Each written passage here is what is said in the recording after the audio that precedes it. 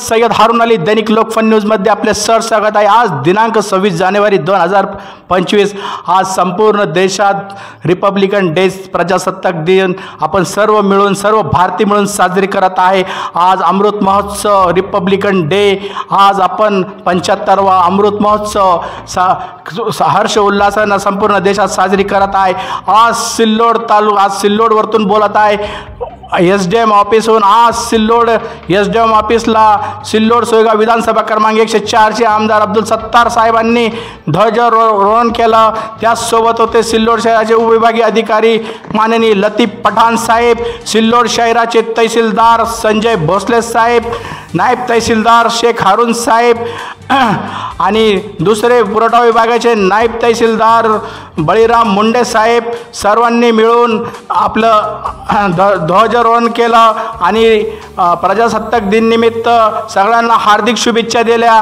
त्यामध्ये सिल्लोड सोयगाव विधानसभा क्रमांक 104 चे निवडणूक निर्णय अधिकारी म्हणून भारतीय निवडणूक आयोगाने केलेला सन्मान पारितोषिक जाहीर केलं। त्यामध्ये सिल्लोड सोयगावचे निवडणूक निर्णय अधिकारी लतीफ पठाण साहेबांना उत्कृष्ट कामगिरी केल्याबद्दल त्यांना पारितोषिक मिळालेलं आहे। आणि औरंगाबाद जिल्हा छत्रपती संभाजी जिल्ह्याचे जिल्हाधिकारी दिलीप स्वामी साहेबांना आणि विभागीय आयुक्त दिलीप गावडे साहेबांना टपाल सेवा आणि निवडणुकाबद्दल चांगली कामगिरी केल्याबद्दल त्यांना उत्कृष्ट दर्जाचं भारताचे मुख्य निवडणूक अधिकारी राजीव कुमार साहेबांनी त्यांना पुरस्कार जाहीर केला आहे आणि सर्वांनी त्यांचे अभिनंदन केले, स्वागत केले। तसंच एसडीएम ऑफिसला सिल्लोड तालुका तलाठीचे अध्यक्ष महोदय